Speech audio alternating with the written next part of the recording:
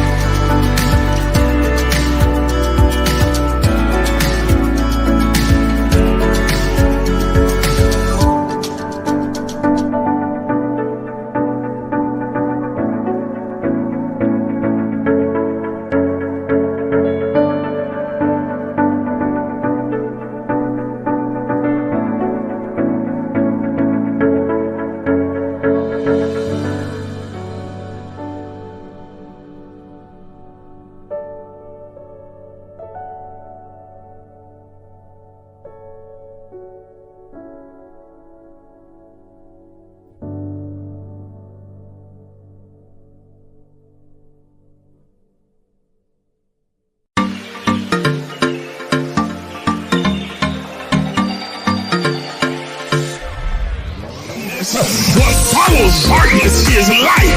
That darkness is the indicator that light is getting ready to shine.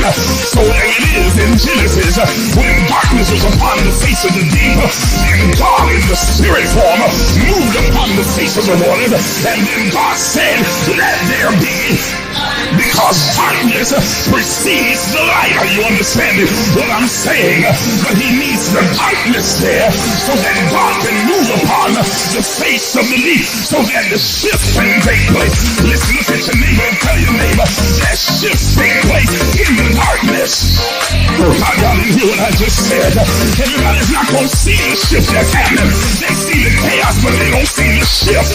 They see all the craziness going on in your life, but they don't understand that underneath the darkness, God is moving in secret. He's moving in quiet. He's moving in the hidden places. He's moving in the cracks and the corners and the crevices. He's moving in places that you cannot see. And when the light comes, they're going to see a new order.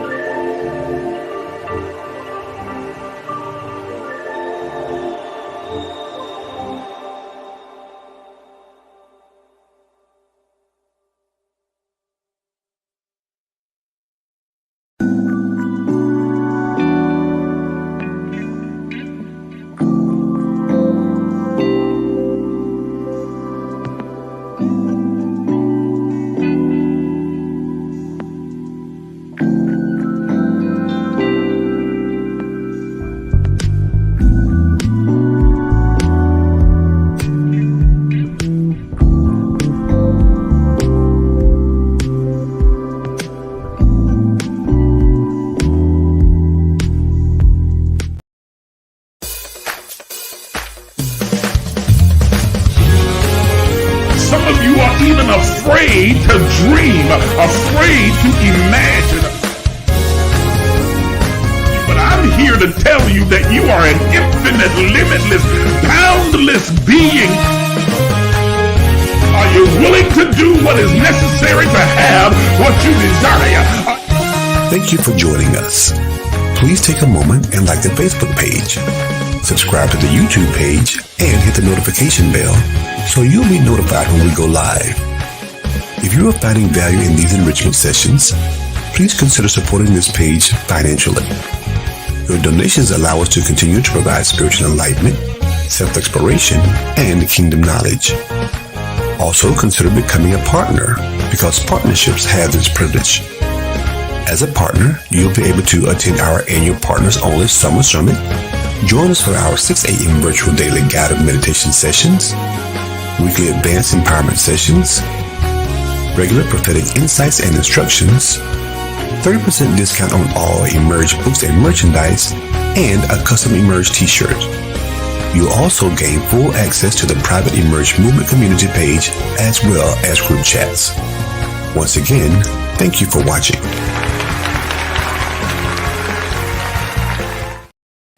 And good morning, everybody. Good morning and welcome to the Emerge Movement. I'm your host, Isaac J. Miles Sr., and I am ecstatic that you have decided to join me this morning in this conscious conversation. I am just excited about sharing with you this particular lesson that we'll be discussing, and I'm hoping for a really robust conversation. I know that it will be powerful and impactful and bring some triggers for thought and enlightenment to your conscious mind. Do me a favor, if you will, those of you who are joining us right now via Facebook, tag this video, share it with as many people as you possibly can. Like the video as well. Every time you tag, share, and like, you help to expand the reach of this platform by engaging with the algorithm. So please, if you will, those of you watching, like this video and then tag as many people as you choose and share it on your page, share it in your groups and with all your friends and loved ones, and invite them to come and be a part of this conversation. If you're watching via YouTube, you can share as well. I need you to like the page. Go ahead and subscribe to the YouTube channel. Thank you to those of you who have subscribed and are faithfully watching and tuning in. But if you're new, go ahead and hit the subscribe button and the like button, and then you can also hit the share button. When you do so, a link will pop up. You can share it on your Facebook page or other social media platforms. You can copy the link and you can send it out to your friends and families and put it in your group chat and invite them to come and be a part of the conversation as well. If you want to gift them with something that will help them to grow, to evolve, and that will aid them in their spiritual journey toward wholeness, this is the broadcast and the platform that you want to introduce them to. So please take a moment, if you will, and then subscribe, like, and share this broadcast with all of your friends and loved ones. Thank you so much again for tuning in, and thank you for being a part of the Emerge movement. Now, before we get into the lesson this morning, I want to remind you that I've got some new books that are out, that are on Amazon right now, that you can order. You can download them to your Kindle, or you can order the paperback for yourself. Okay, and I'm going to run through them real quick. I've got actually 5 new books. 5. I got on a writing spree there for a minute, and so I just started pumping out books. The first one is called Unveiling the Mysteries of Prosperity, the 6 Laws of Abundance. This is a powerful book that will teach you about those 6 laws that are applicable to the laws of abundance that help you to begin to manifest money, wealth, increase, and prosperity in your life. For those of you who want to go a little bit deeper in that area, I wrote a second book, a companion to that one, that's called The Alchemy of Abundance. This talks about the exploring the esoteric science of money. So money is energy. It has a personality. It responds to like energy. And so there's a certain way that you need to handle and treat money if you want money to continuously flow into your life. If you're one of those people who seem to always, you're making more money than you ever thought about making, and yet you still don't seem to be getting any further ahead, money seems to be running out of your hands, and you can't seem to hold on to it, this is a book that you need to read to understand why that's happening and how you reverse it. You can download it on Amazon right now, or you can purchase the paperback, or if you want to purchase it from me, any of these titles, if you want a signed copy, then you just send me a request in my inbox with your mailing address. I'll tell you the price of the book and send it out to you. Okay. Thirdly, this is a book that is 12 years in the making, and it's really still not complete. That's why there's so much information around this subject. I decided to write it in volumes. So this is Rediscovering Your Identity and Embracing Your Divinity, Volume 1. This is only Volume 1 because there is a plethora of information that I want to be able to share with each and every one of you about what this really means. Really discovering who you really are. When you finally understand who you are as a divine spirit, as a divine iteration or individuation of the all of everything that is God the Creator, then it opens the door to the limitless, boundless capacity that is within you to create, cultivate, and curate your own life. This book is the introduction, Volume 1, and Volume 2 and 3 are soon to follow, but start with this one. It'll change your life.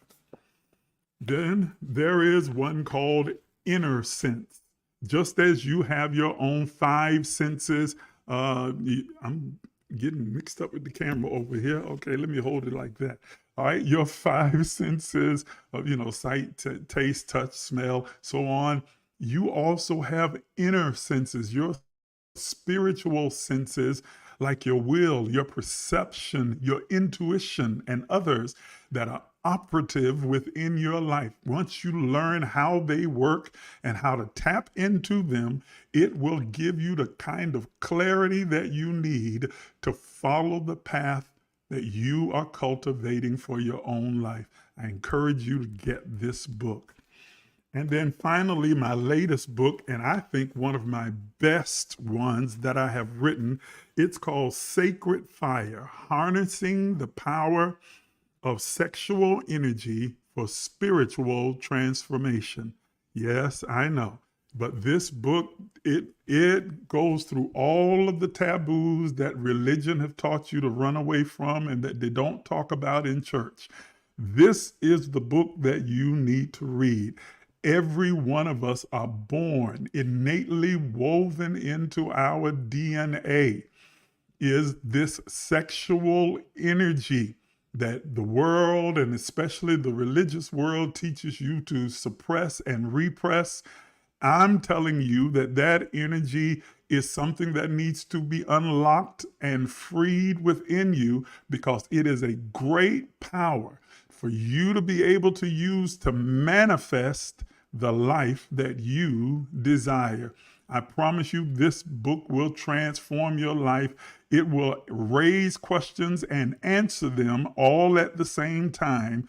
This is probably one of the most powerful books that I've written so far. You want to get your copy today. As I said, you can get all 5 of these books, as well as the other books that I've written as well, on Amazon. You can download it to your phone. You can order the paperback, or if you'd like a signed copy of them, you can simply shoot me a note in my inbox and give me your mailing address. And once I've received your payment for the book, I will mail it out to you with a signed autograph inside of it and a little message of encouragement. I encourage you to get your copy today. All right. Enough of all of that. Let's get into this particular lesson today. I entitled this lesson, Lord, I believe, kinda, how to redirect our faith. Now, I hear you already saying, what do you mean? Why do we need to redirect our faith? And what do you mean, Lord, I believe, kinda? I promise you it'll all be made clear as we go through the conversation. I'm going to do something that I don't always do in our empowerment session, but I'm going to read a text from the Bible, a particular narrative that's found in Mark chapter 19. It begins in the 9th verse and it follows through, I think, all the way down to the 24th verse.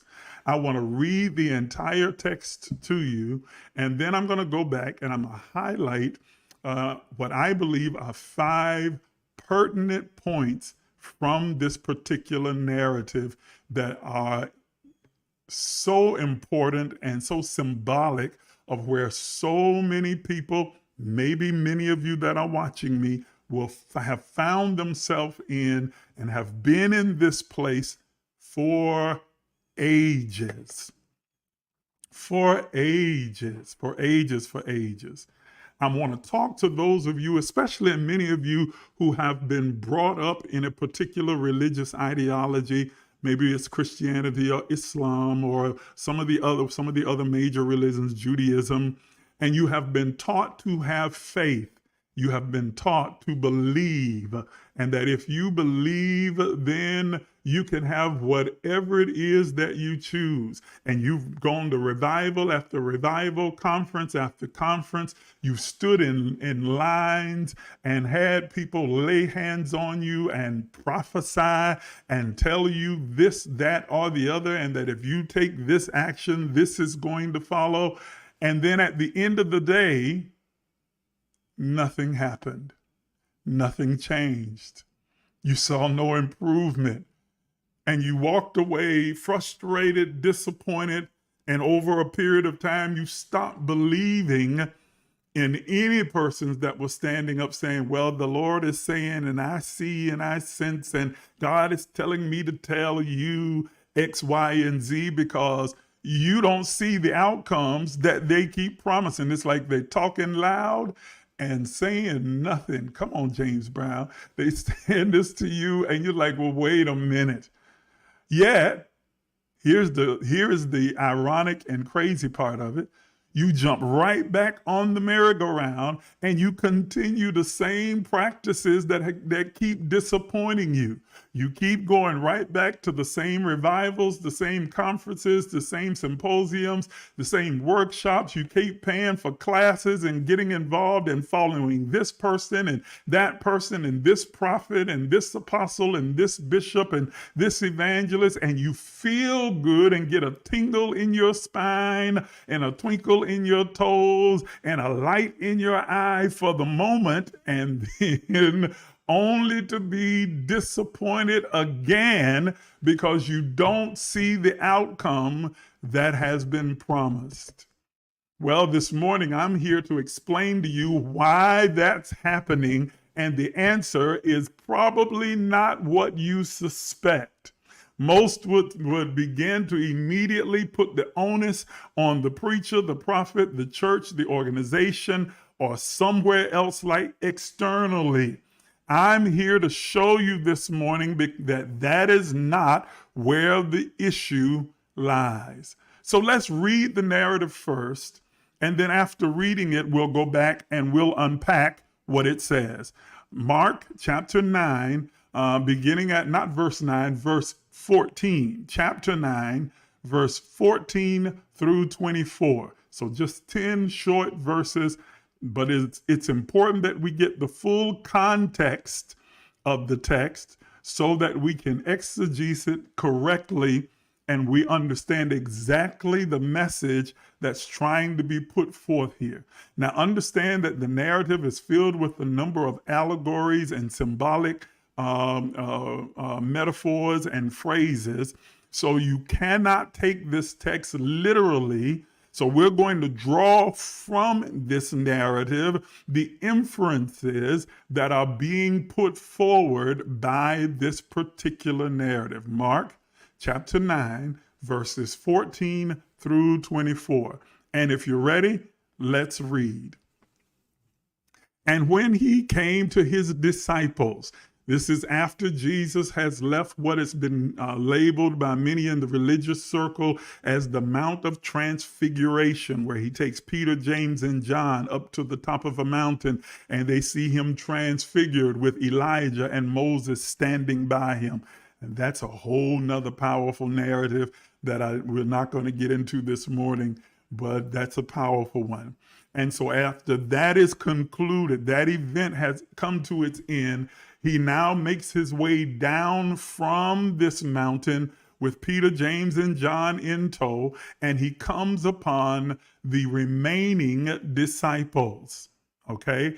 The remaining disciples, 9 of them are left there, but what he notices immediately is that they are surrounded by a growing crowd of people, and he begins to see them, and this narrative and dialogue takes place. And when he had come to his disciples, he saw a great multitude around them, and the scribes, the religious order or authority of that day, scribes and Pharisees, questioning them.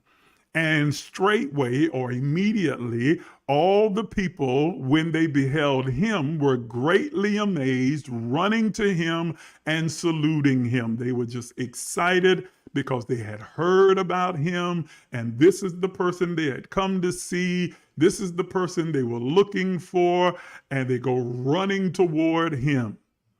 And he asked the scribes, the religious authority, why are you questioning them? That is the disciples.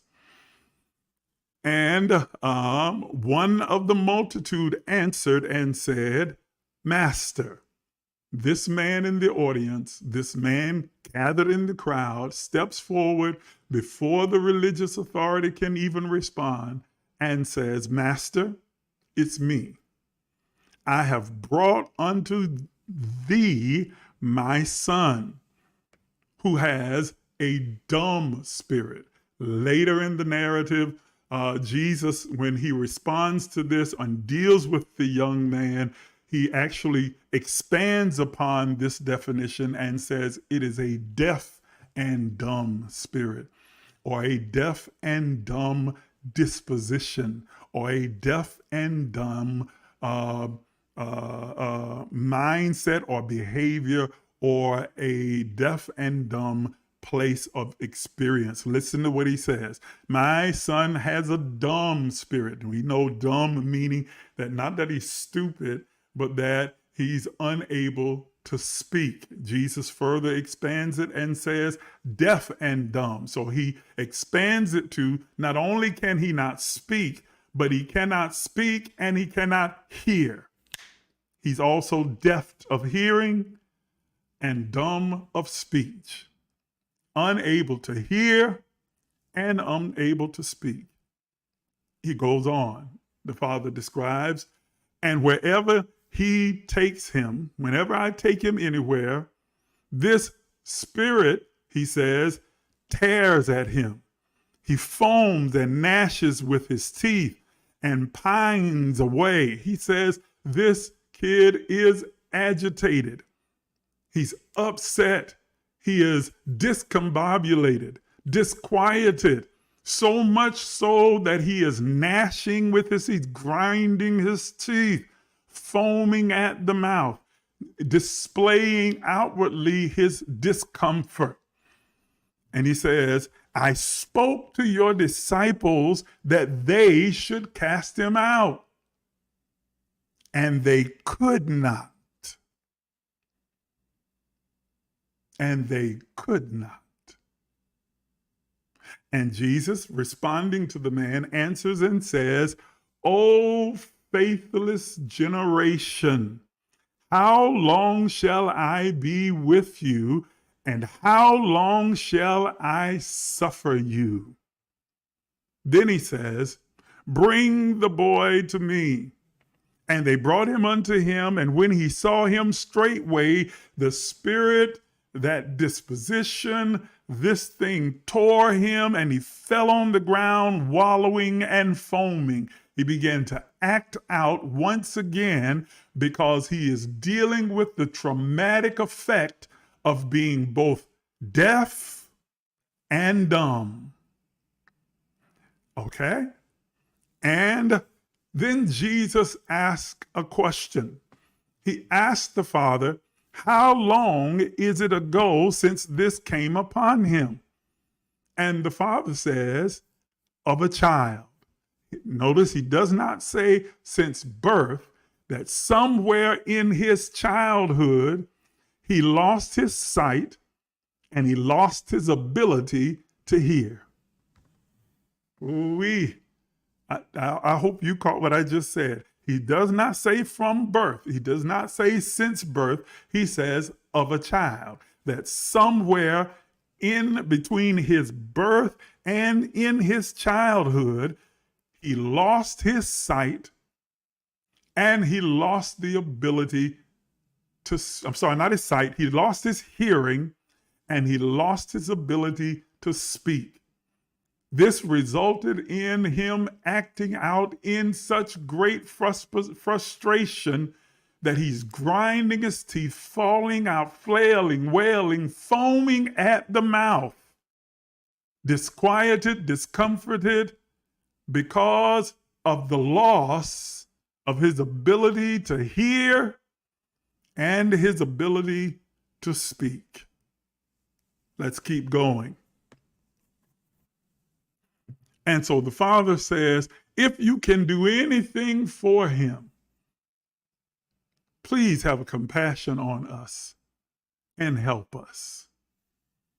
And then Jesus responds with these words. Listen to this.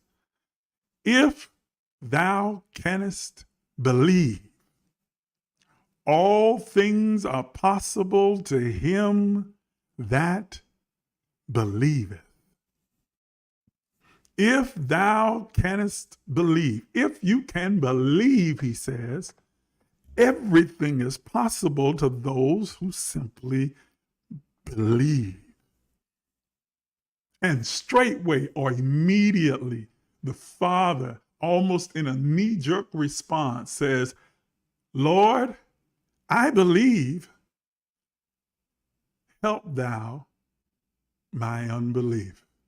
Lord, I believe, well, kinda. Yeah, I believe, but I'm not certain. So help my unbelief. I kind of believe it. I want to believe it. I know I should believe it. Help my unbelief. But then something else happens that kind of interrupts the narrative. Then it says, when Jesus saw that the people came running together, so now a crowd is building even more and more and more people are running toward them, Jesus just cuts the dialogue with the Father, doesn't even address him again, returns around and rebukes this, Mark describes it as a foul spirit, saying unto it, thou dumb and deaf spirit. So this is where he expands, tells us that this is not just a dumb spirit, but deaf and dumb spirit. I command or charge thee, come out of him and enter no more into him.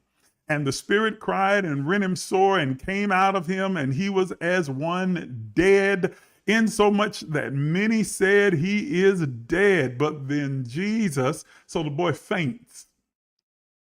Okay, what Mark is describing in the text is the boy faints. And he faints to the point where people start wondering, is the boy dead? Did he die? But Jesus took him by the hand and lifted him up, and he arose. Okay? Then it ends with this verse. And when he was come into the house, so Jesus has left the scene outside with the father, the boy, and the crowd. He has now come into the house with his disciples.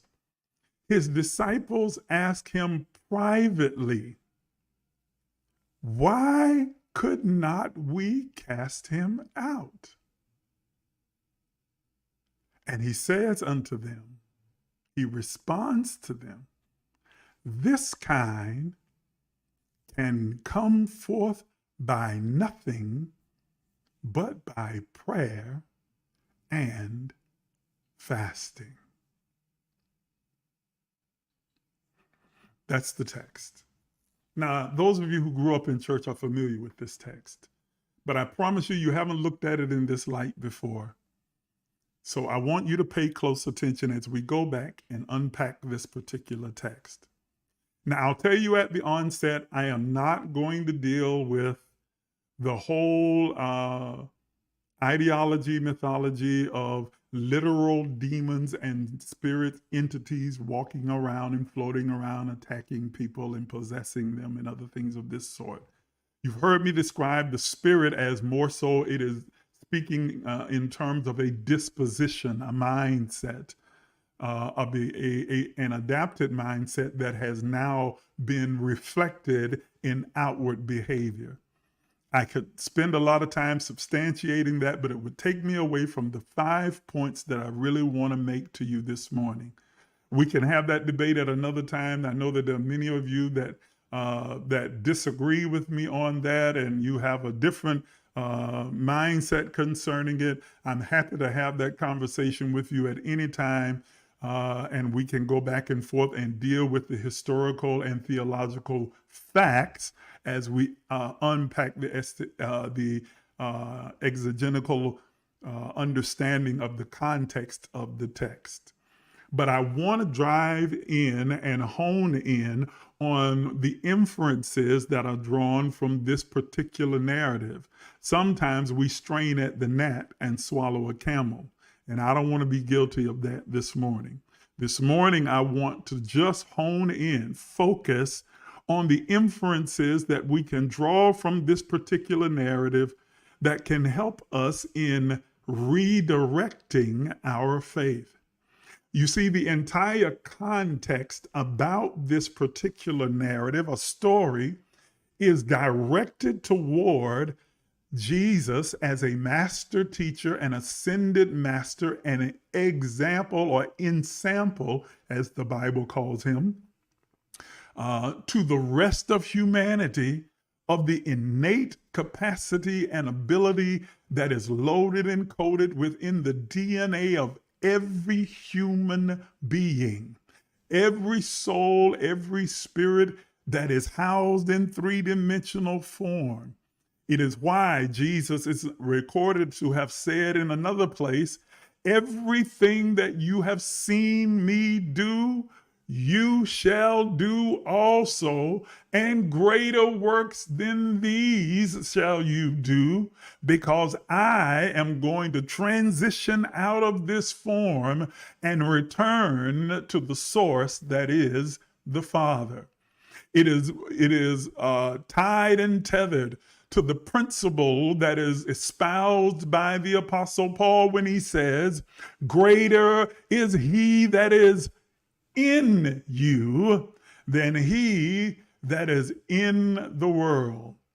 It is tied and tethered to the further espousal by the apostle that I can do all things through the Christ, the Christos in the Greek, the anointing, power, force, or energy, the presence of spirit that works within me.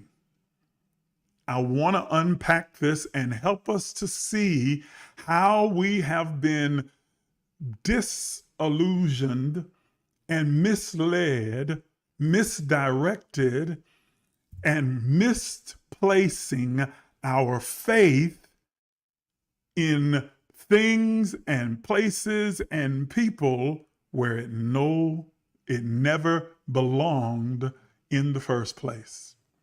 That the reason that we are not seeing the kinds of results that are promised in so many conferences and houses of worship, synagogues, and in mosques is because we have been taught and entrenched in an idea that we should put our faith in a place that can produce nothing but disappointment. You see, faith is an unimmutable force and energy. It's a power that cannot be broken. But it matters where you put your faith, who you put your faith in. Are you understanding? It is not enough for you to have faith. It is important where you direct your faith. You can have faith in people, places, and things, and those things will always end in frustration, disappointment, heartbreak, and you will find yourself beginning to doubt and wonder if there's something wrong with you or if God is even listening to you at all. Today, I want you to consider, where have you put your faith? What are you believing in?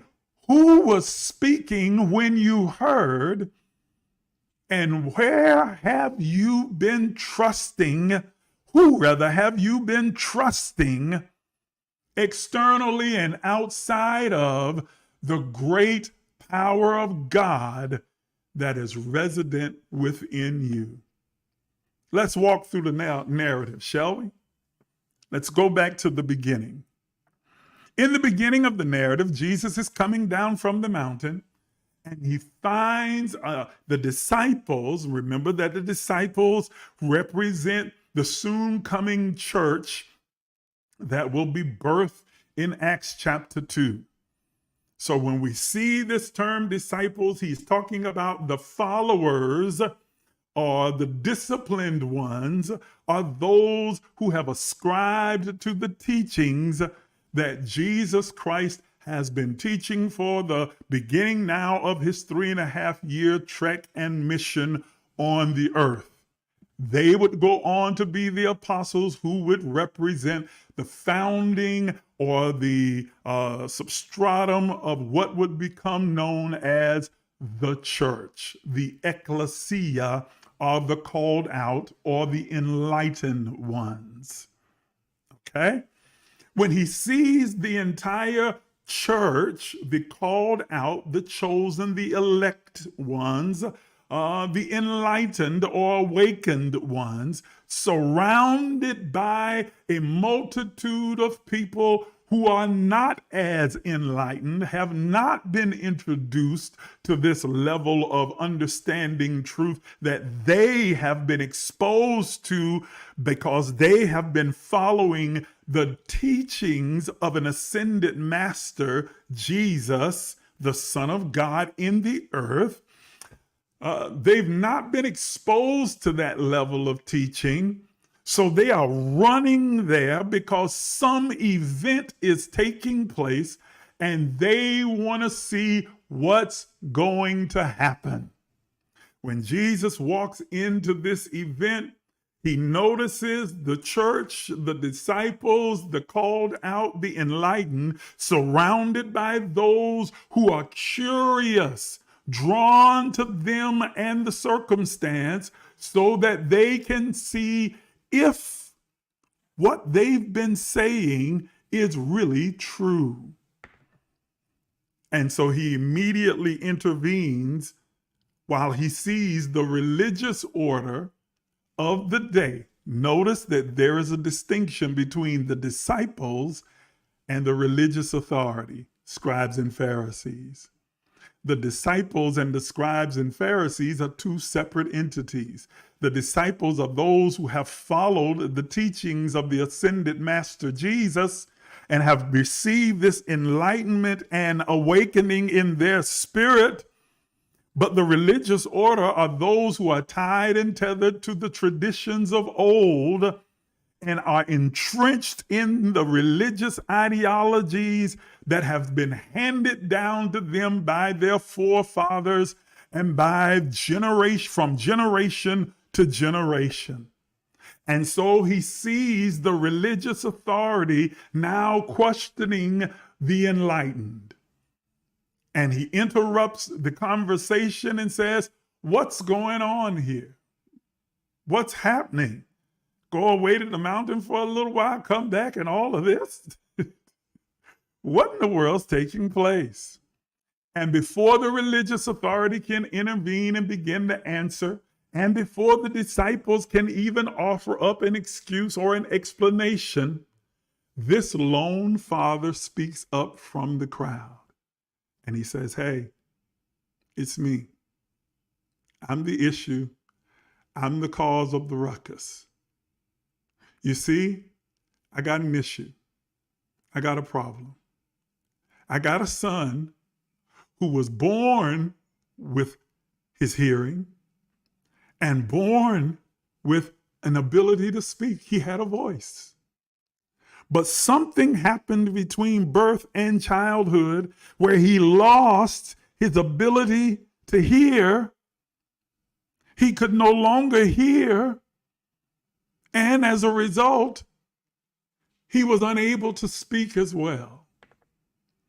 And this disposition, this spirit has taken such a hold on him, it's created aggravation, frustration within him that causes him to wallow and grind his teeth and snarl and fall out. And it's aggravating. Can you imagine moving from a place of being able to hear and to speak to all of a sudden those abilities are snatched away? Can you imagine the frustration, aggravation, irritation that's taking place in this young man?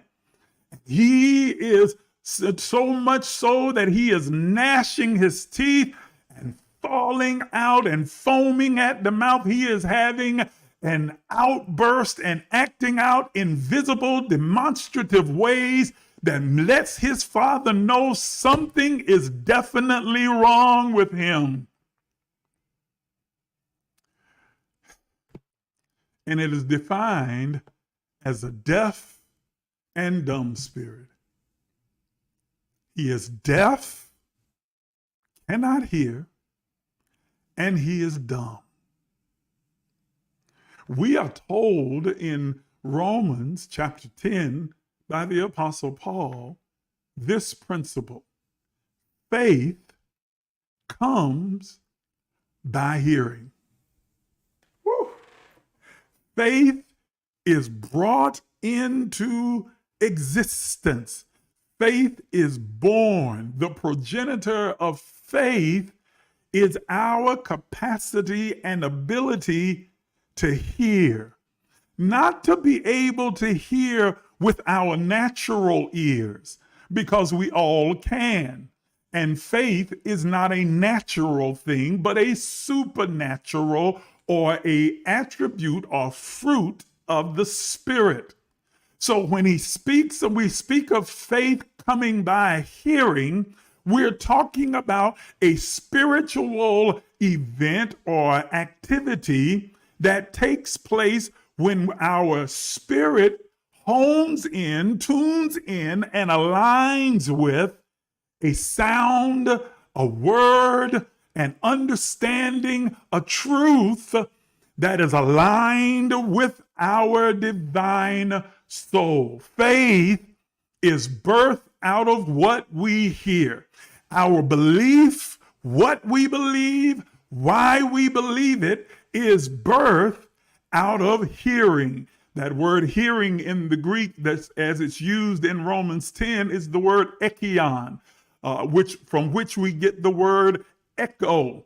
So it is written in the aorist tense, meaning that our faith, or what we have accepted or believe as our truth, comes by hearing and hearing and hearing and hearing. That is, what we have heard consistently and continuously is what informs what we believe. What you believe and what you have come to believe is created by what you have constantly heard. What has been consistently poured into you, that forms the foundation and the structure for what becomes your truth. And yet this boy, after being born with the ability to hear, hearing the sound of his father's voice, his mother's voice, and others around him, somehow lost the ability to hear. And so his faith then was dampened, hampered, and rendered inoperative within him because he lost his ability to hear. Are you understanding the inference here? He has a deaf spirit. He is a deaf disposition. How many of you are in the position right now today where there was a point where you were tuned into the frequency of the sound of the voice of the Spirit of God emerging and speaking within you? You could sense the presence and the sound and voice and tone and tenor of the voice of God resounding within you. And somewhere along in your life, some trauma robbed you of the ability to be able to hear, to attune to the voice of God speaking within you, transforming you into a frustrated, aggravated, agitated person who is now wondering, what's wrong with me? Why can I not hear? Leading you to begin to take on the disposition of a junkie, running from church to church, from preacher to preacher, from prophet to prophet, seeking somebody to tell you, what is God saying? What are you hearing from the Lord? What's God saying to you about this? I was wondering, is God giving you any insight about this? I need you to tell me. Can you give me a fix? I haven't heard his voice in so long. I haven't heard the voice of God emerging within me, speaking within my conscious mind, coursing through my veins in so long that I have to seek out those who I think have a direct connection with the all of everything and ask of them, have you heard anything from the Lord? Is there a word from the Lord? What is God saying to you? I go into my secret closet, I pray, I weep, I cry, but it seems that it's just echoing back to me, and all I can hear are the resounding sounds of defeat and limitation and inability. I feel the disempowerment within me, and it's led me to a place where I'm gnashing my teeth in frustration and aggravation, seeking out those who I think can give me a word.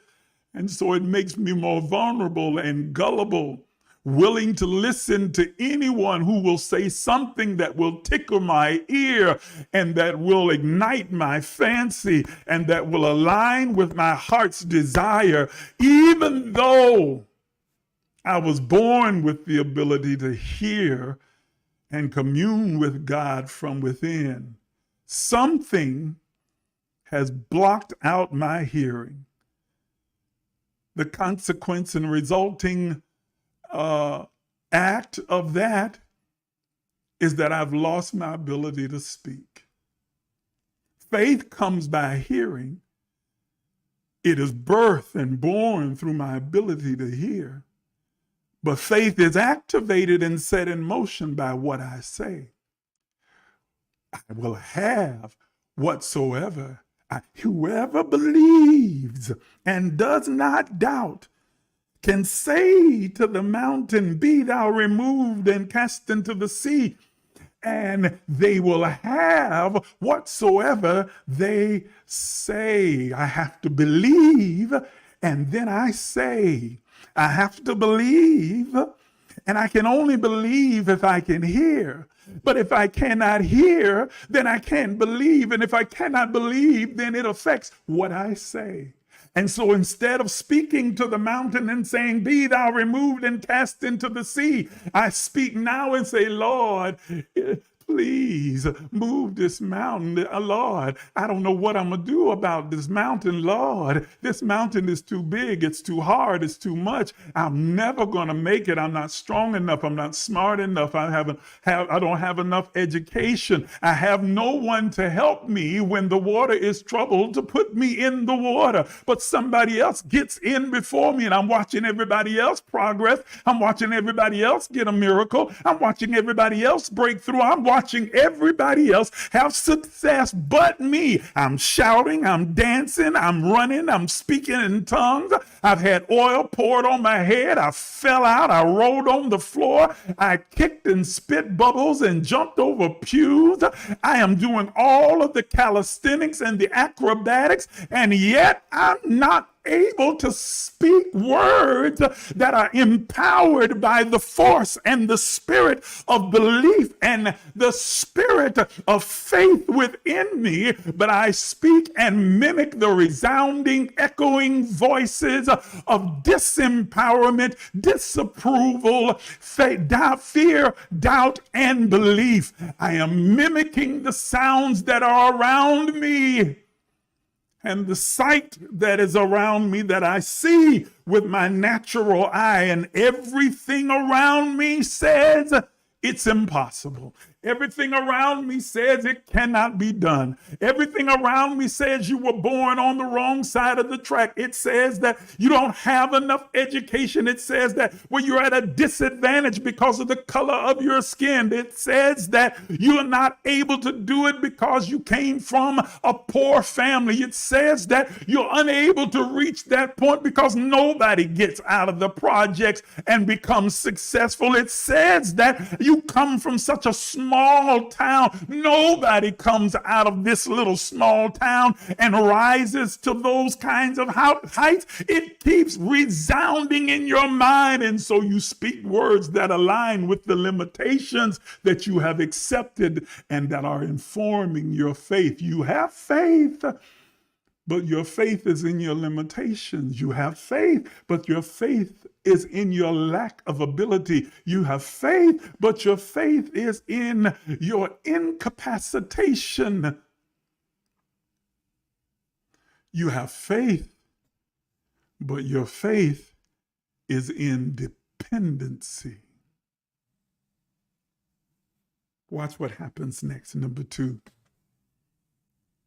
And so the Father says to Jesus, he says, I'm the cause.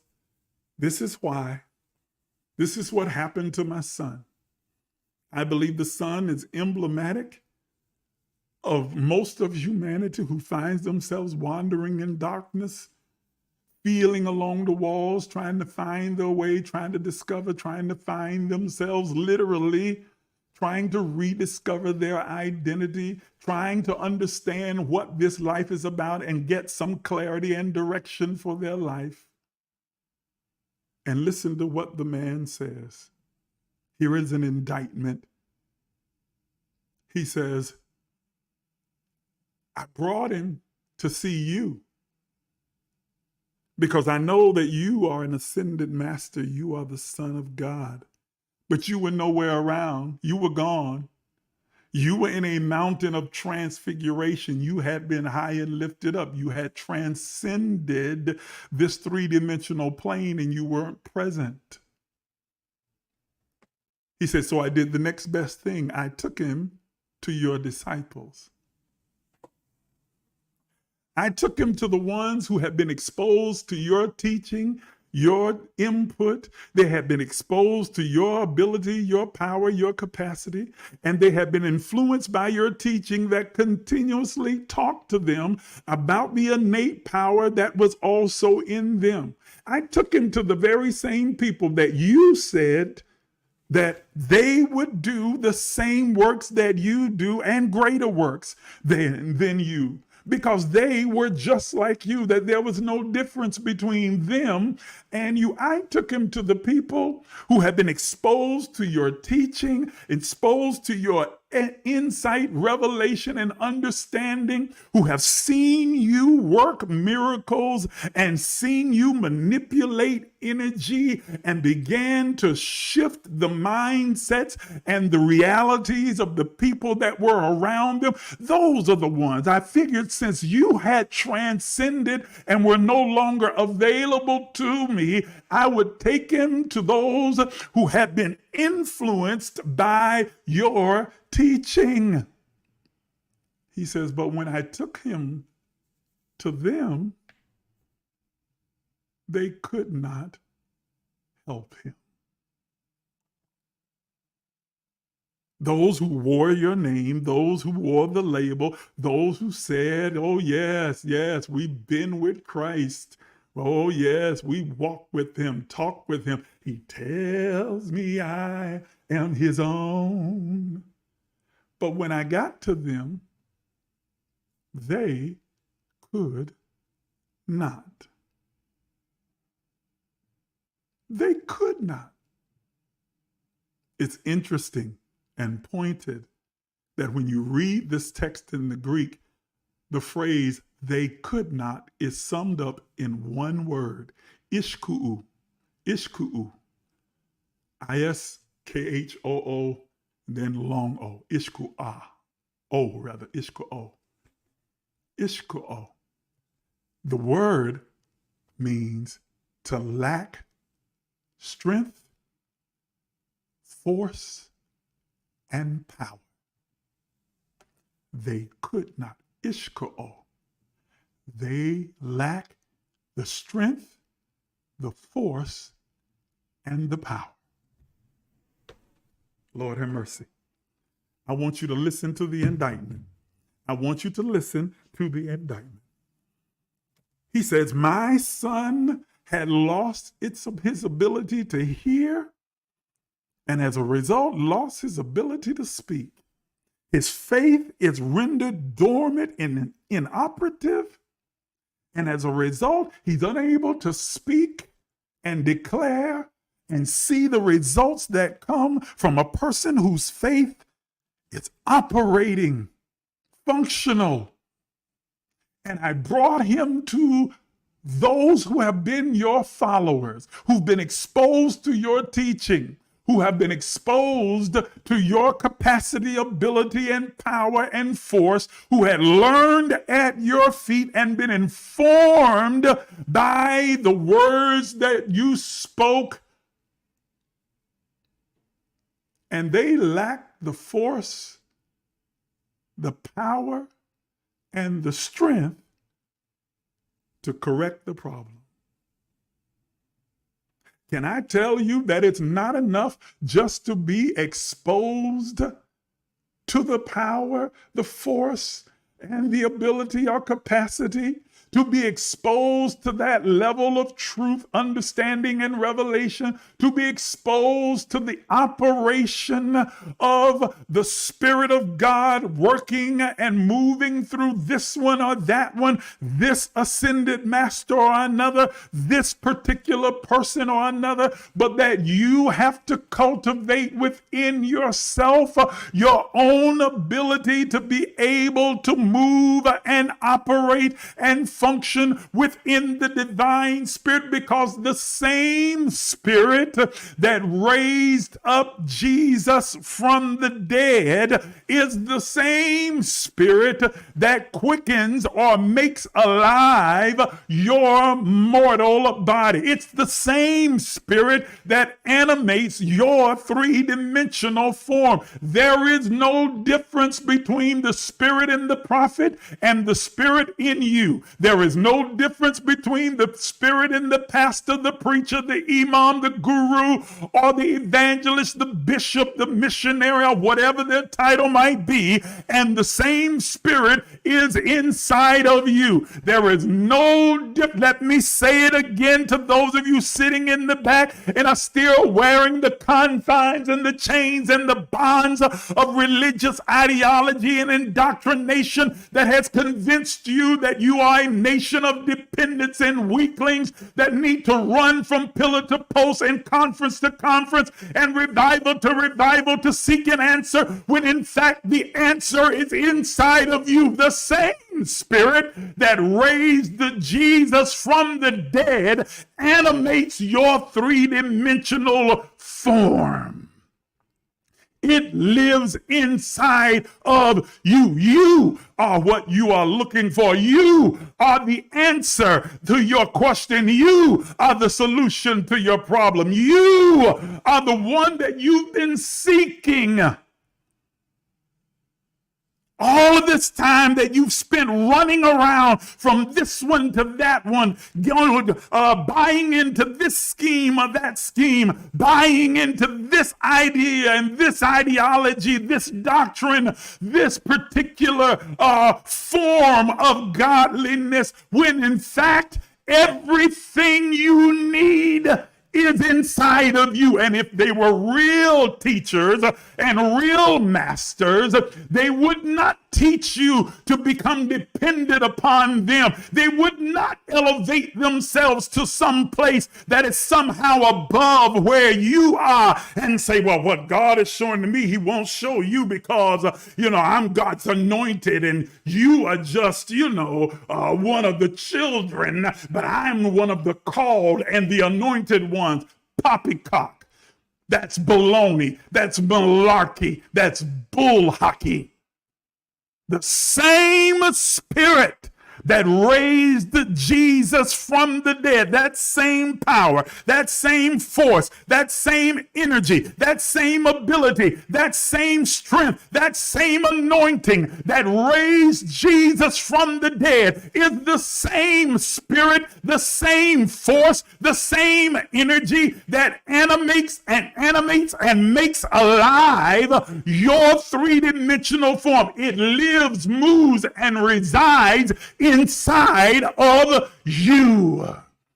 Without the name, without the title, without the position, that Spirit is inside of you. I don't care how mad your pastor get. I came to tell you that Spirit that was in Christ Jesus, that raised Christ from the dead, is the same Spirit that lives inside of you. You are nobody's dependent. You are nobody's dependent. You're not weak. You're not a pauper. You're not some poor, pitiful pilgrim trying to make it through, just trying to make head in your home. You are powerful and mighty. And the moment you understand and grasp this is the moment that you begin to redirect your faith away from people, places, and things. Faith in a church, faith in a preacher, faith in an imam, faith in a guru, and you start to have faith in your own capacity and ability and potential and the Spirit that lives within you.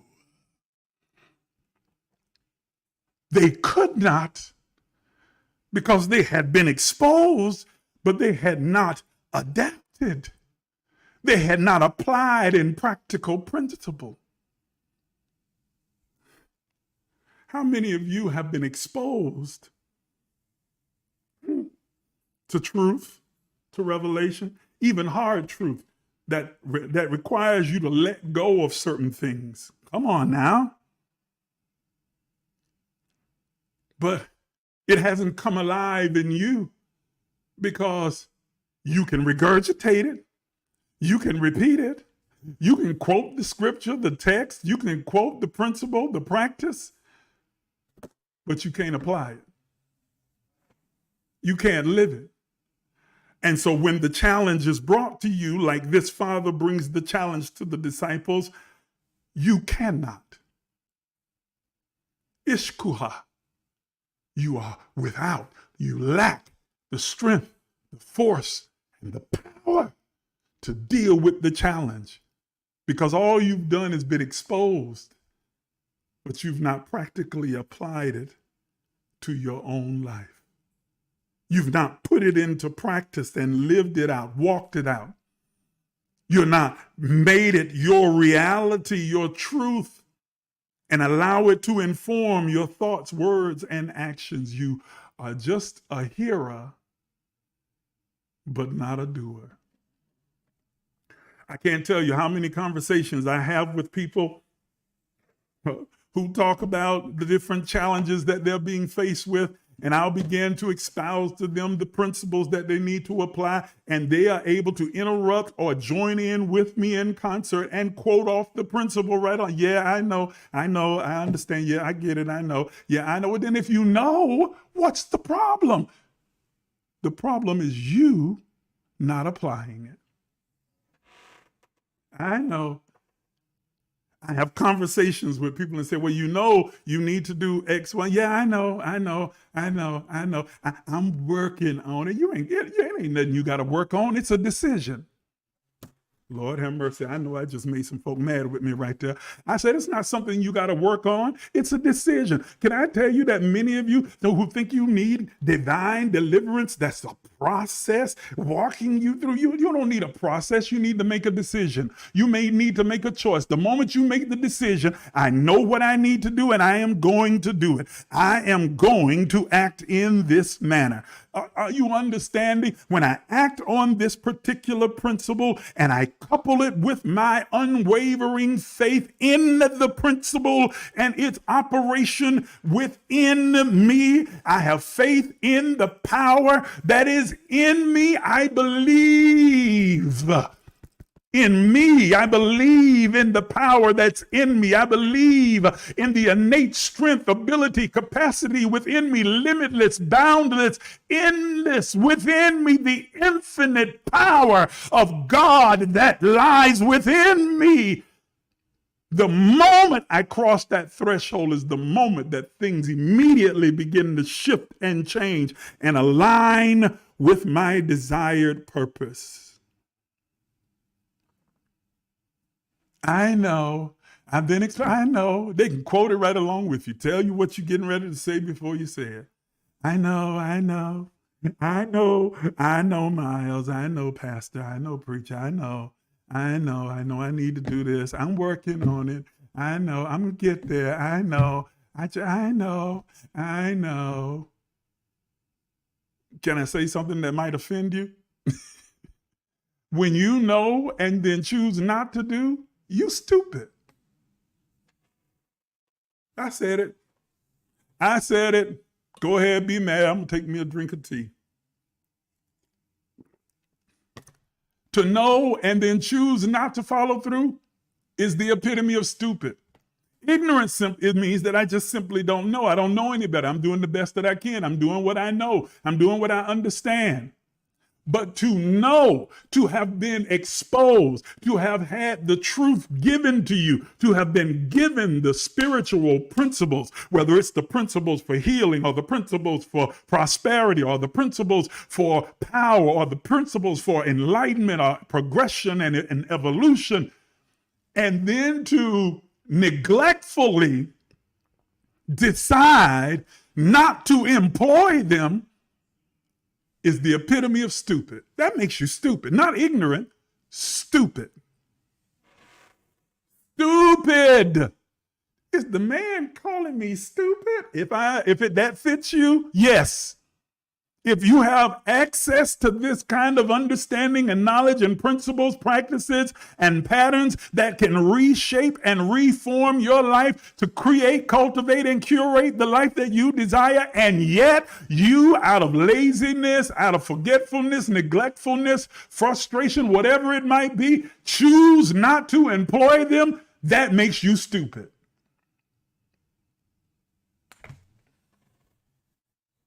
Be offended, but learn. Be offended enough to change. Be offended enough to do something about it. That's fine. I don't mind you being offended with me. Get mad at me. You can get pissy and whatever else you want, but at least make the shift. Whew. Okay? Which brings me to the next part of the narrative. Once this man says this to him, he says, I brought him to your disciples, and they could not. They lacked the power, the ability. They lacked the strength and the force.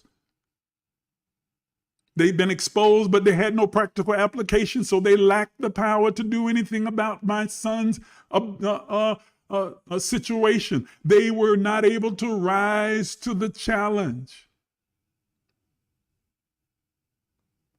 Jesus' response is telling. His response is really not just to the man, but it's to the disciples and all the people who are gathered. He says out loud, listen to this response. When the man says, I brought him to your disciples and they could not help him, and he preceded that by saying, I brought him to you so you could help him.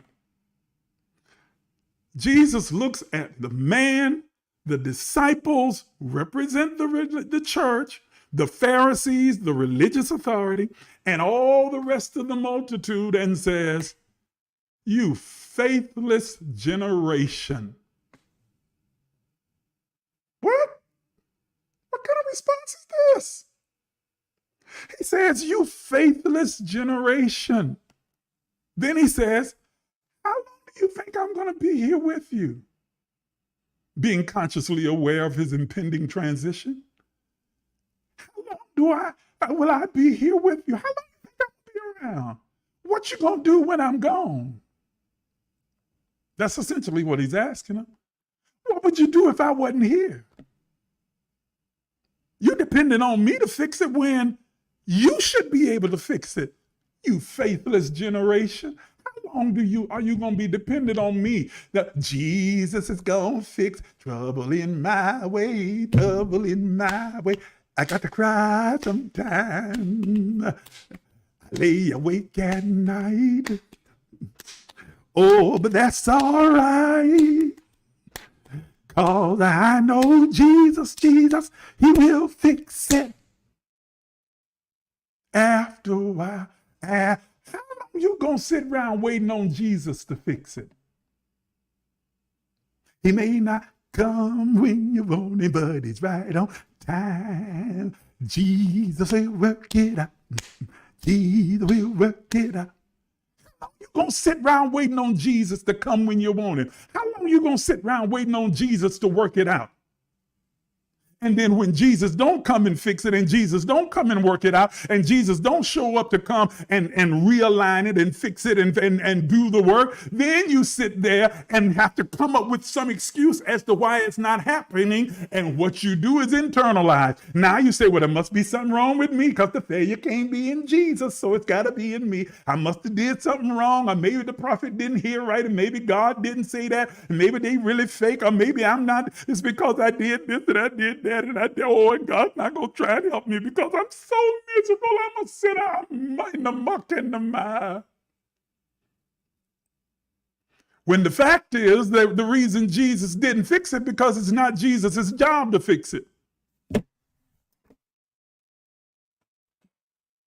Jesus makes it clear. It ain't my responsibility. It's not my job. I'm teaching you so you can do for yourself, he says to the crowd. And that should be the mindset of everyone who calls themselves a leader, preacher, guru, imam, or whatever you call yourself, a rabbi, that your job is not to teach people to become dependent upon you, but to teach them so that they are empowered to do for themselves. Can I tell you something? Can I tell you something? Can I tell you something that may upset your little apple cart, that may make you a little bit upset? God will not do for you what it has empowered you to do for yourself. I said it and I'm going to say it again.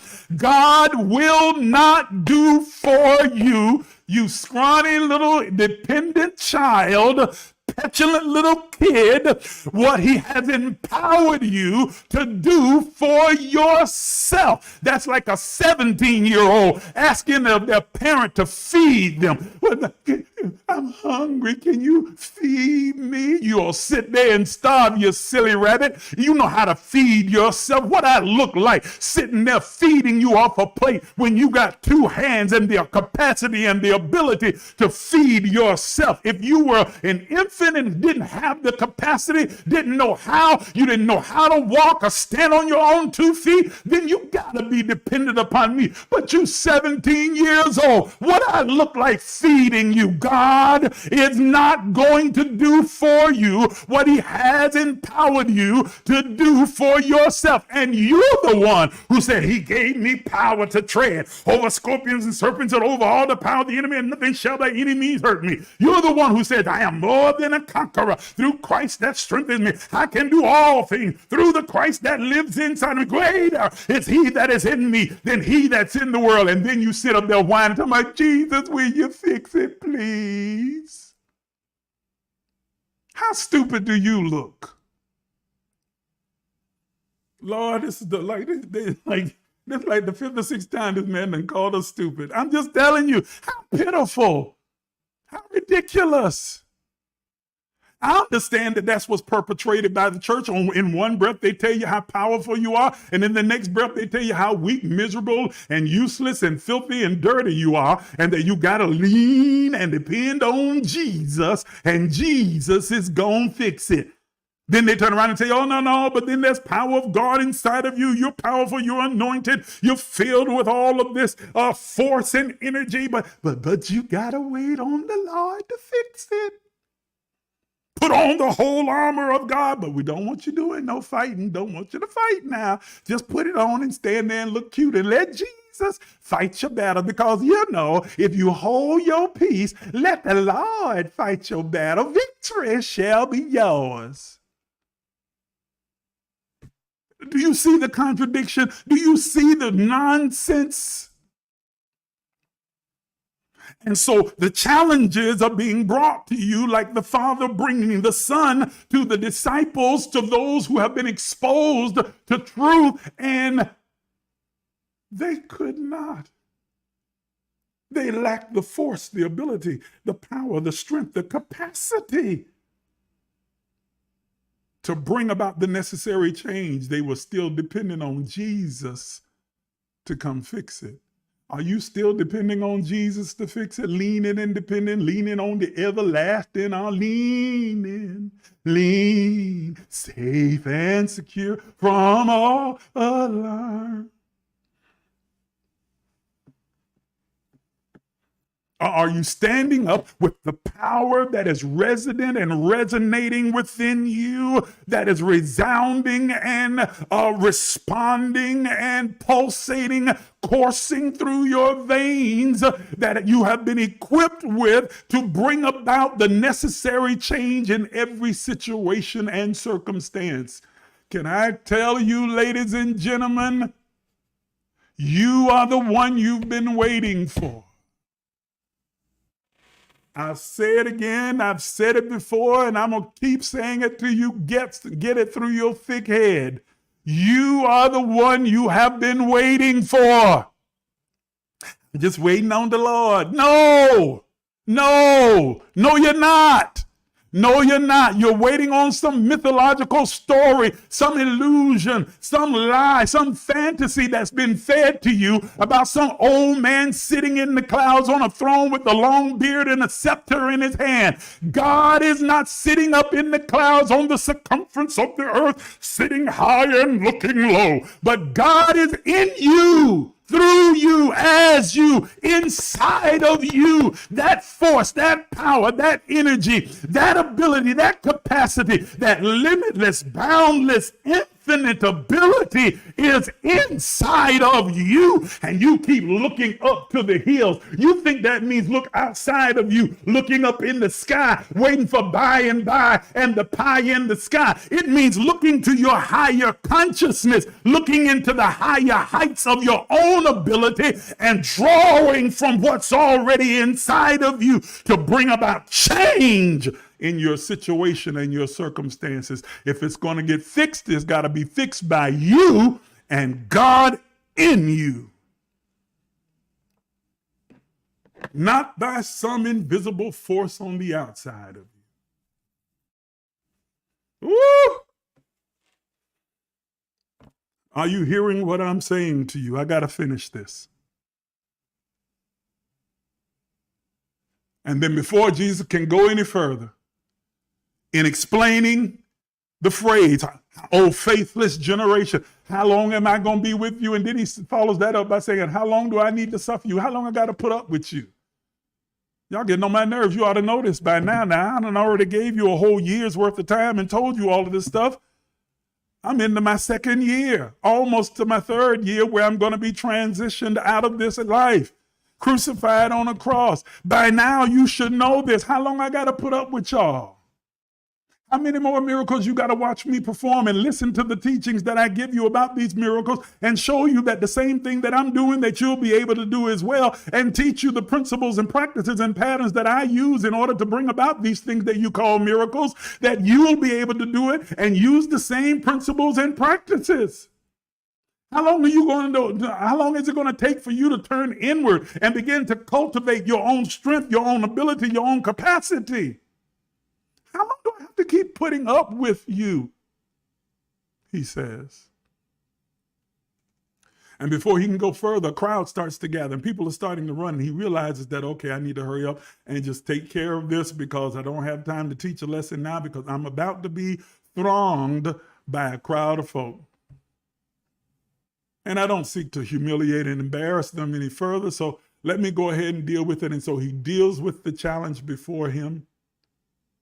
And in dealing with the challenge, the young man who is transformed, transitioned, transconfigured, and then reconfigured in his thought, in his mind, in his being, in his sense of his self, faints from exhaustion. He lays there motionless to the point where people think he's dead. And Jesus goes over and takes him by the hand and lifts him up, and he gets up. And he goes on about his journey with his Father.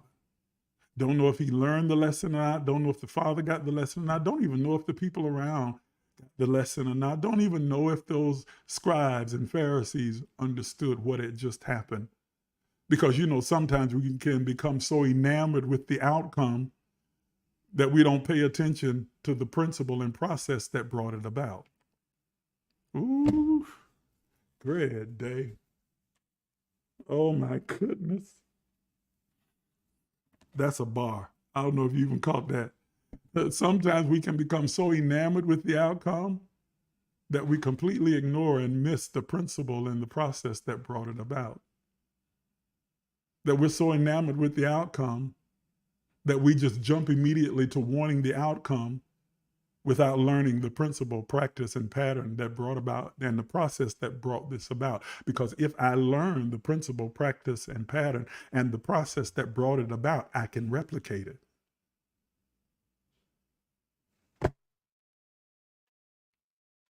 Hello?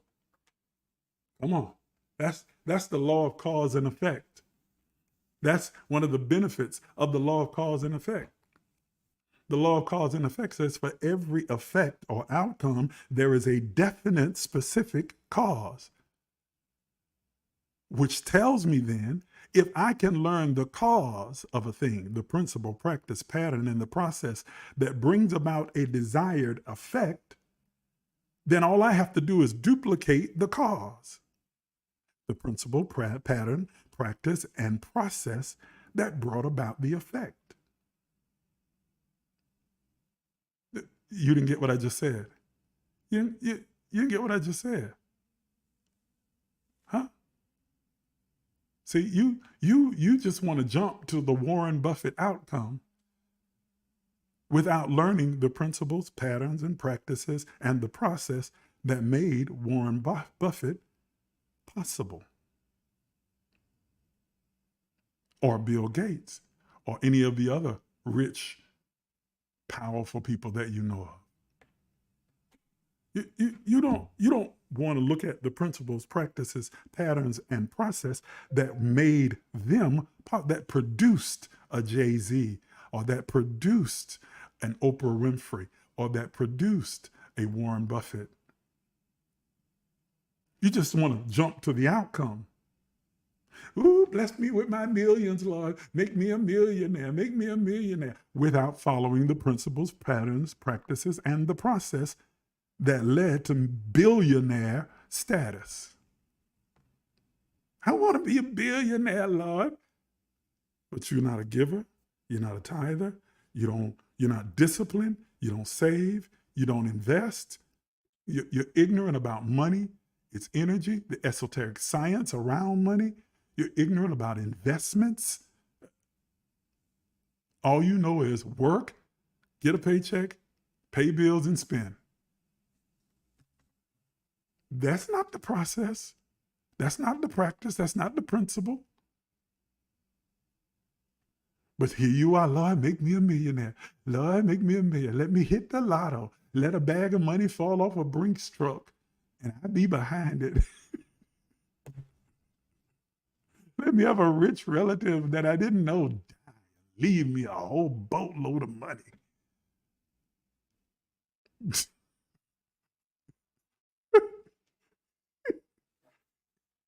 Oh, Lord have mercy. Are you hearing what I'm saying? When there are practices, principles, patterns that are tied, that are absolutely necessary in the process of getting the outcome and the result that you want. And you can't reverse the process. I was having a conversation with someone yesterday who was like, I'm always saying, Lord, if you bless me with this money, I'll be a giver. Give me this money so I can give more and I can do more. That's not how it works. You can't get it and then be a giver. The principle in practice, the spiritual principle is you give what you desire to have more of. And as you give, it increases what you bring in. That's just a fact. You can't change that. You have to sow in order to reap. That's a fact. Let me finish. I've been on here for too long, an hour and a half almost. So I got to finish. 4 minutes, I'm done. He says, "O faithless generation, how long shall I be with you?" And before he could be thronged by the crowd that was coming, he goes ahead, he deals with the challenge at hand, frees the boy, lifts him up. Well, wait a minute, hold on. I skipped something. Because I got to deal with this one piece. Before he even deals with the situation, he turns again to the father after saying, "O faithless generation," and he says to the father, listen to what Jesus says to the father. This is telling. This is the reason I had to go back in the story, because this is so too powerful. He makes the point that I'm making to you. He turns to the father and he says, "If you can believe, all things will be possible to those who simply believe." Listen to what he said. He didn't say, "If you believe in me." He didn't say, "If I do this, that, or the other for the child." He puts the onus and the responsibility for solving the problem that's going on with the child on the father. Not even on the disciples, not on the other people in the crowd. He turns to the daddy and said, "Look, Dad, if you believe," hello, all things are possible. If you believe. What does Jesus say later on in this same book of Mark in chapter 16? "These signs and wonders will follow them that believe." He doesn't say believe in me. He says simply believe. If you believe that within you lies the capacity, within you lies the strength, the energy, the force, the power, if you believe in yourself and your own divinity and the God that lives and resides within you, everything is possible to those who believe. How do you know he's talking about believing in yourself? Because Paul comes along and affirms it in Philippians when he says, "I can do all things through the Christ that strengthens me." The anointing, the power, the force, that's the word Christo, Christ. That was not Jesus' name. That was a term, a title given to Jesus. Jesus, the Christ, the anointed. The word Christos means anointed, the empowered, the force for the strength, the spirit. He says, you and I can do everything. All things are possible to them that believe through the Christ, the anointing, the force, the ability, the capacity, the energy, the spirit that is within me. So where does my belief need to be?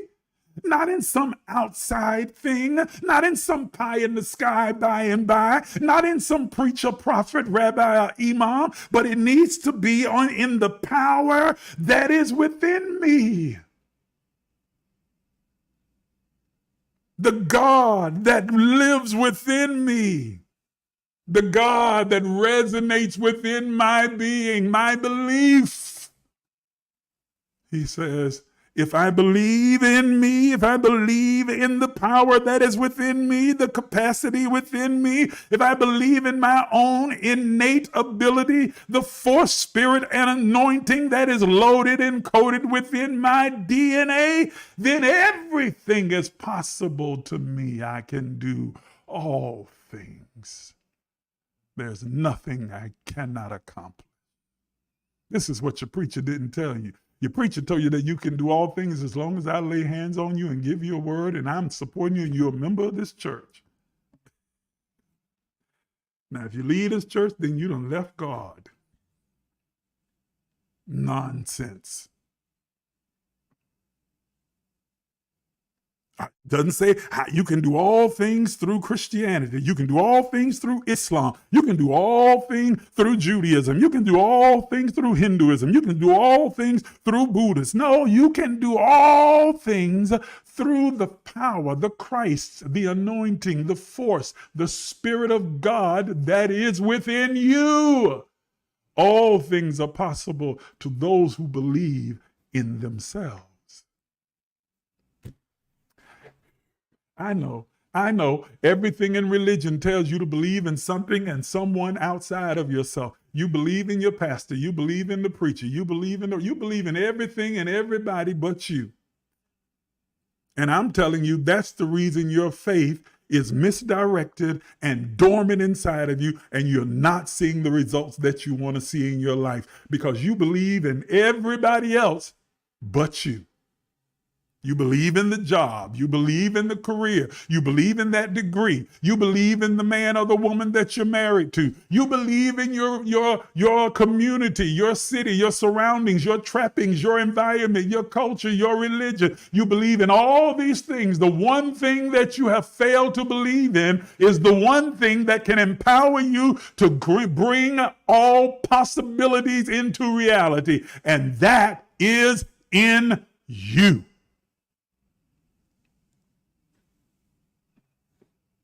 Believe in you, God in you, through you, and as you.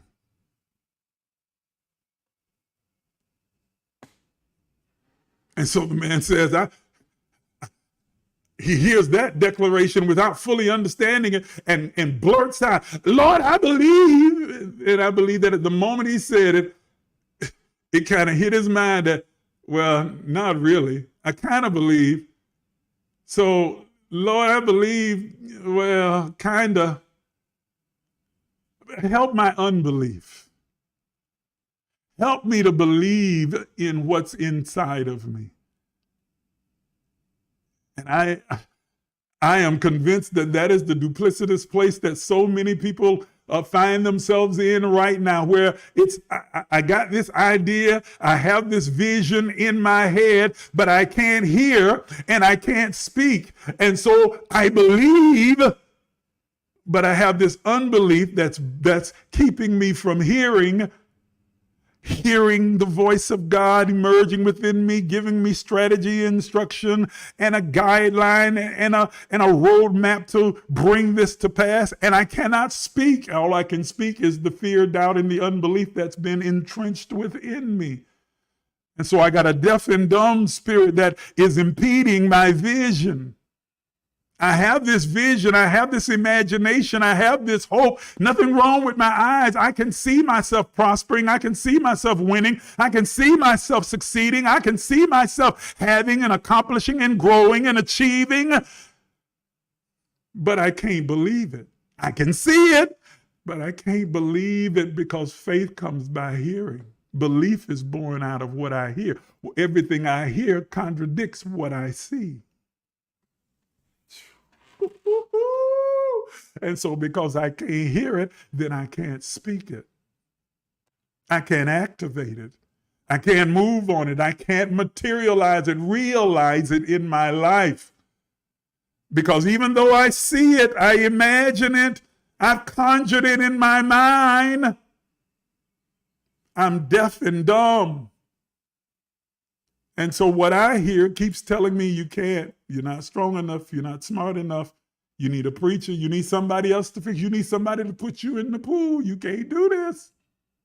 Don't fool yourself. Don't embarrass yourself. Don't be humiliated. Don't you dare open your mouth, start talking about what you're going to do and what you're going to accomplish. Everybody around you say, yeah, we hear you talking. You're going to end up right back here like the rest of us, standing on the same street corner with us, working the same dead-end job that we've been working. Oh, I know you think you all that in a bag of chips, but honey, ain't nobody getting out of here. You ain't no better than nobody else.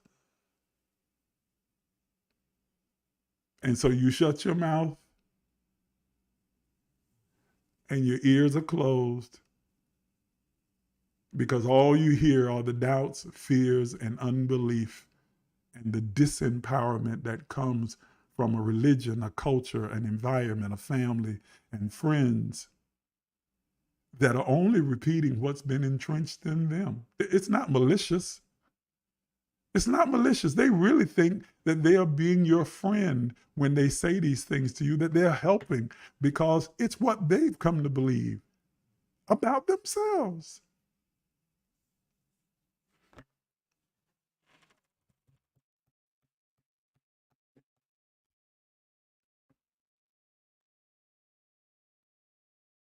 So once Jesus is presented with the challenge and he deals with it, the event is over and people have seen the miraculous outcome. He goes away into the house. His disciples are in tow. This is powerful. Don't miss this. I'm done. This is it. Last point. When he gets in the house, the scripture text says that the disciples come to him privately. Nobody else around. Those who've been following him, been exposed to his teaching, exposed to his work, his power, his ability. They've watched him do these kinds of things again and again. They've listened to the principles, practices, and patterns that he has exposed them to.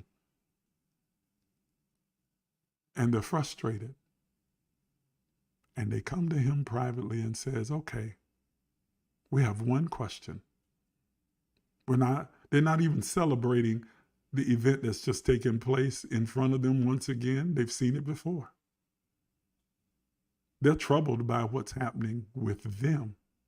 They've internalized, and their view is completely subjective.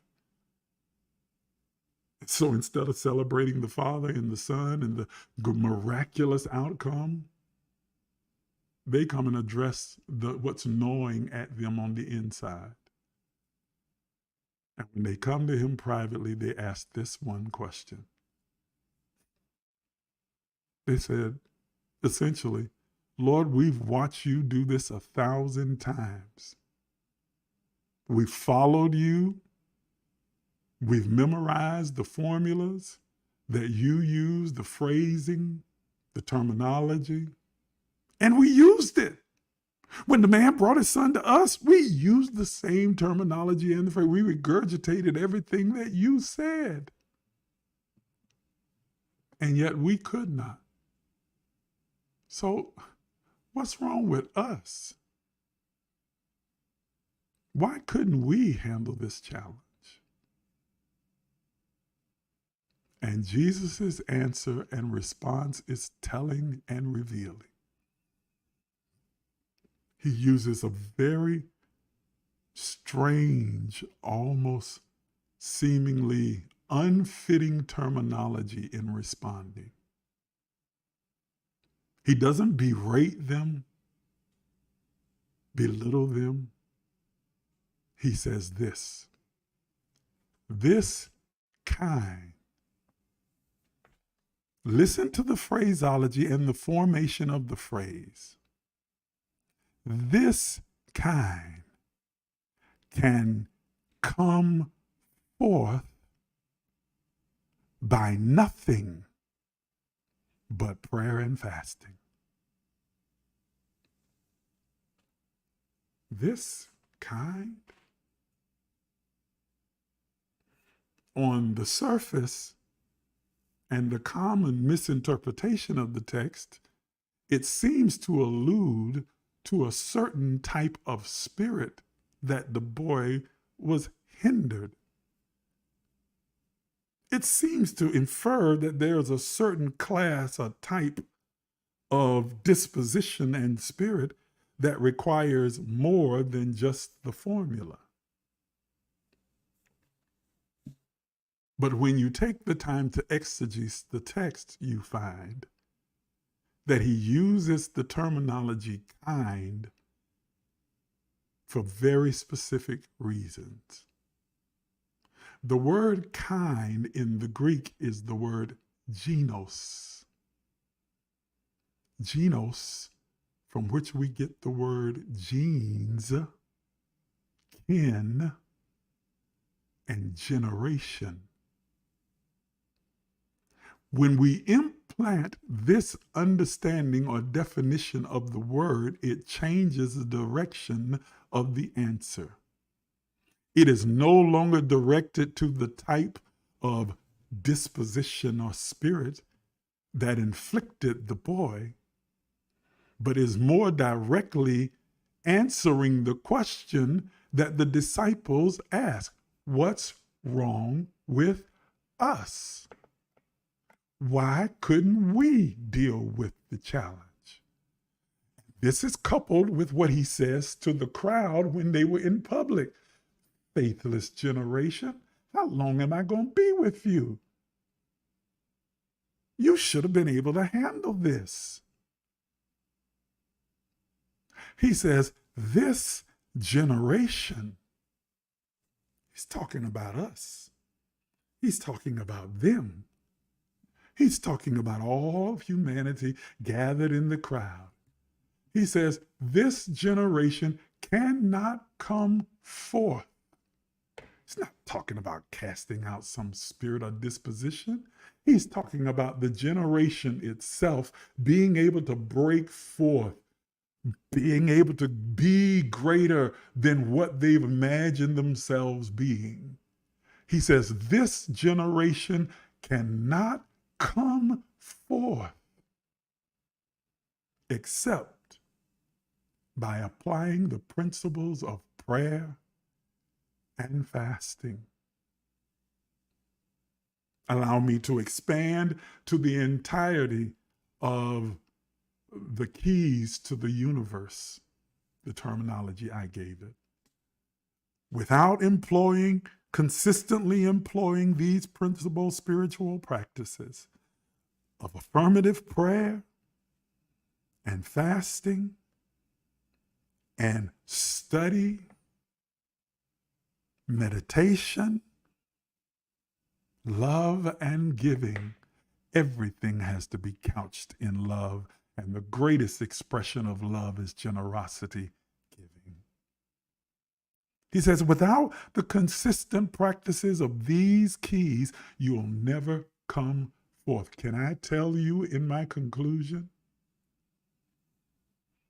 that if you want to be able to face the challenges that will arise in your life that are designed to stunt your growth, your evolution, to deafen your ears, to not be able to hear the sound of the voice of God within you, speaking and emerging, to silence your mouth from decreeing and declaring and speaking those things and calling those things that be not as though they were, then you have to employ the spiritual practices of prayer, fasting, meditation, study, research, understanding, love, and giving.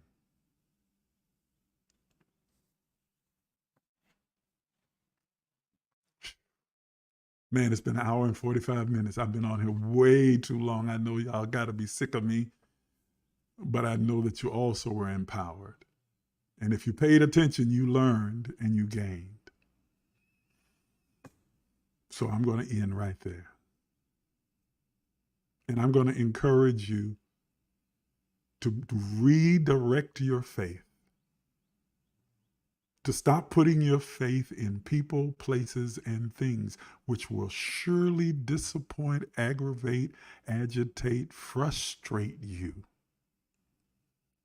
And put your faith in the divine Spirit of God that animates your human form. Put your trust and faith in the God that is in you. Believe in yourself, your capacity, your limitless, infinite, boundless capacity for greatness. To cultivate, curate, and create the lived experience that you desire. Believe in your innate ability to be and become all that you desire. Redirect your faith. Replace your faith. Put it where it belongs. I guarantee you will see consistent results. This generation will never come forward until we redirect our faith and employ these spiritual practices that all point back to our own divinity. The book I wrote, Rediscovering Your Identity and Embracing Your Divinity, is centered around this understanding that you and I are all a unique individuation of God in human form. That everything that is necessary for us to experience, explore, create, cultivate, and curate the life that we desire to experience in this earth is already within you.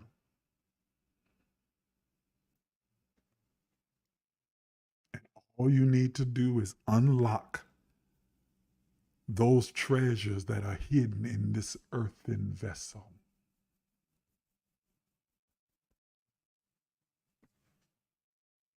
Amen and amen. Thank you so much for listening. I know I kind of just took off on a ramble and a tangent and didn't really leave a whole lot of room for questions, but then you guys didn't put any questions in the comment sections on really, anything. I think this was a teaching moment. And so I pray that you were listening and tuned in and aligned with the sound and frequency of what was being released, that you have decided to take these principles and practices and apply them to your life and begin to exercise them so that you can be the change that you want to see and that you want to experience. I want to give you an opportunity to worship through your giving and express your generosity and appreciation for this platform and for the word that you received in the teaching and instruction. I'm not trying to build a dynasty, nor am I trying to build a following under myself to have a whole group of people that become dependent upon me. No, ma'am, no, sir. I'm not your God. I'm not your anything. I'm just a voice that is teaching and preaching and instructing those on how to become self-sufficient and use what's within you to create and cultivate the life that you want. But it is a good practice and principle for you to express your appreciation for it through your giving. It is a way of worshiping. It's by offering seed, sacrifice, and offerings and gifts of love. And so those of you who desire to sow into this ministry or sow into this platform and assist us in this work, I want to give you the opportunity to do so now. You can use any of the platforms that you see on your screen right now. We have our Cashapp, Zelle, PayPal, and Venmo. All of them involving Emerge at LEC for Venmo, PayPal.me /emergelec for PayPal. With Zelle, you send it to emerge.lifecenter@gmail.com. For those of you using Cashapp, $emergelec. As I always say, for those of you who are going to sow an amount that's above $1,500, if that's what you're giving, please use Zelle, PayPal, or Venmo. Cashapp gets a little funky and acts a little bit strange with amounts over $1,500. I do not know why, but it just happens. And it may get kicked out or sent back to you or somehow get lost in the system. If you're going to do something below that amount, feel free to use Cashapp, but anything above that amount, then please use the other means that are available, or you can choose those other means initially anyway. For those of you who are partners with the Emerge movement, thank you so much for your partnership and your support. Remember the financial fitness plan that we have outlined within the portal. Follow that plan to the letter, because it is guaranteed. It is a tried and true method to help you to prosper and move from scarcity, lack, need, want, and poverty into abundance. I know it. I absolutely know it works because it works for me. So I'm telling you it will work. This is a tried and true principle. So follow the financial fitness plan. Now, those of you who are not partners and you're wondering, well, what do you mean financial fitness plan? Tell us about it. Well, that's for partners. So if you'd like to know, I encourage you to become a partner with the Emerge movement. All you have to do to become a partner is simply send me an email at the email address that you see on your screen. Well, it's not on your screen now. Let me put it back up and I'll come back. The email address that you see on your screen, and send me an email with just 3 simple words. I want in. That's it. You send me that email, I'll send you out a partner package that explains everything about Emerge and all of the privileges that come with being a part of the Emerge movement. I'll also include a partner agreement form. Read over that form and simply sign it, and send it back to me. Once you've signed it and sent it back to me, you're in.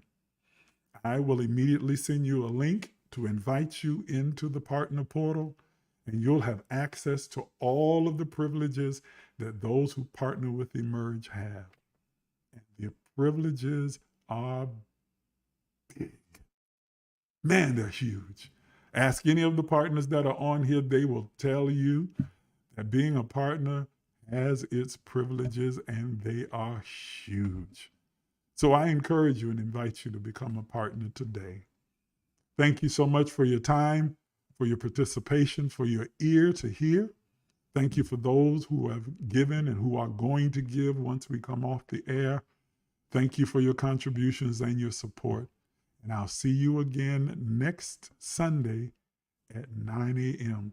for another Emerge Empowerment session. Until then, have an absolutely splendiferous day and enjoy this life.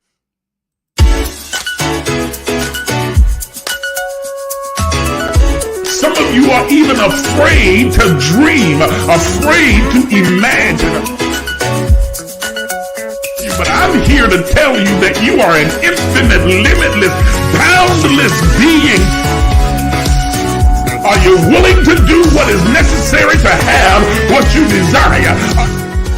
You've been listening to Apostle Isaac Miles, the disruptive innovator, a mentor, an author, a motivational speaker, an entrepreneur, and the founder and spiritual director at emergelec Life Enrichment Center. Please take a minute to subscribe, like, and share this page. If you'd like to become a partner, you can do so by emailing us at emerge.lifecenter@gmail.com. Again, that's emerge.lifecenter@gmail.com. Once again, thank you for watching.